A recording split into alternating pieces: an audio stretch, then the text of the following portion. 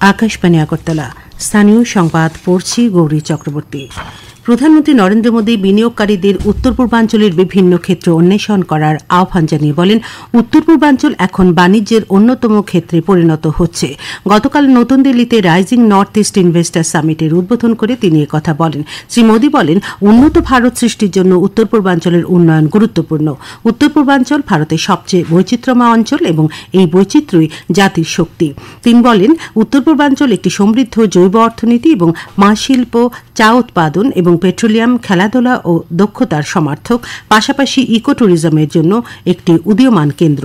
2 দিনের এই শীর্ষ সম্মেলনের লক্ষ্য উত্তর পূর্ব অঞ্চলকে সুযোগের ভূমি হিসেবে তুলে ধরা এবং বিশ্বব্যাপী ও দেশীয় বিনিয়োগ আকর্ষণ করা। গতকাল নয়াদিল্লিতে রাইজিং নর্থ ইস্ট ইনভেস্টার সামিটে মুখ্যমন্ত্রী অধ্যাপক ডাক্তার মানিক সাহা বলেছেন, এআই এবং 5G উন্নয়নের লক্ষ্যে পরিকাঠামোর আরও বিকাশ সাধন করছে রাজ্য সরকার। মুখ্যমন্ত্রী বলেন, ত্রিপুরা 5G পরিষেবা গ্রহণের মাধ্যমে উল্লেখযোগ্য অগ্রগতি করেছে। এই ডিজিটাল রূপান্তর প্রশাসনের স্বচ্ছতা, দক্ষতা এবং জবাবদিহিতা বৃদ্ধি করেছে। শিল্প বিকাশের লক্ষ্যে ত্রিপুরায় বিনিয়োগের জন্য মুখ্যমন্ত্রী বিনিয়োগকারীদের প্রতি আহ্বান জানান। Prioritize digital literacy, equip our youth and future skills. By working together, we can shape a future where AI and 5G shall drive growth, innovation and prosperity. I would like to invite all the investors, industry and business leaders to invest in all potential sectors of northeastern states, especially in Tripura.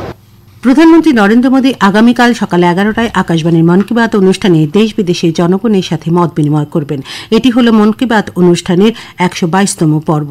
এই অনুষ্ঠানটি আকাশবাণী ও দূরদর্শনের সমস্ত network, Akashvani সংবাদ website www.newsonair.com ও news on AIR mobile অ্যাপে শোনা যাবে।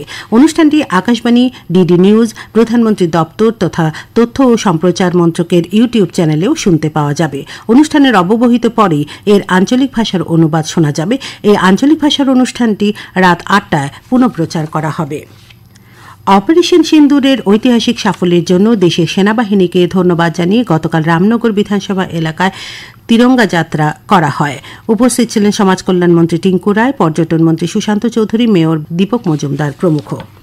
জনজাতি কল্যাণমন্ত্রী বিকাশ দেববর্মা জানিয়েছেন, প্রান্তিক এলাকায় সাধারণ মানুষের চিকিৎসা পাওয়ার অধিকার সুনিশ্চিত করতে সরকার প্রতিশ্রুতিবদ্ধ।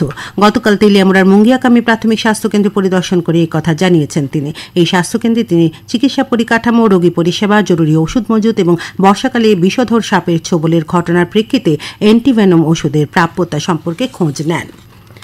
রাজ্য মহিলা কমিশনের উদ্যোগে গতকাল শান্তির বাজারের মুকুট অডিটোরিয়ামে লিঙ্গভিত্তিক স্বসংহিতা বিষয়ে সচেতনতা গড়ে তুলতে এক সচেতনতা কর্মসূচি অনুষ্ঠিত হয়। বিধায়ক প্রমোদ রিয়াং, রাজ্য মহিলা কমিশনের চেয়ারপারসন ঝর্ণা দেববর্মা শিবিরে উপস্থিত ছিলেন। ত্রিপুরা ভলেন্টিয়ারি হেলথ অ্যাসোসিয়েশন এবং ন্যাশনাল ল ইউনিভার্সিটি ত্রিপুরা যৌথ উদ্যোগে গতকাল ন্যাশনাল ল ইউনিভার্সিটি কনফারেন্স হলে এক কর্মশালার আয়োজন করা হয়। তামাক নিয়ন্ত্রণ বিষয়ে রাজ্যভিত্তিক এই কর্মশালার উদ্বোধন করেন রাজ্য বিধানসভার মুখ্য সচেতক কল্যাণী সাহা রায়। তিনি বলেন, এই কর্মশালার মূল লক্ষ্য হল মানুষ যাতে এই ক্ষতিকারক তামাক জাতীয় দ্রব্য গ্রহণ করতে থেকে বিরত থাকে সে বিষয়ে তাদের সচেতনতা করা। খেলার খবর।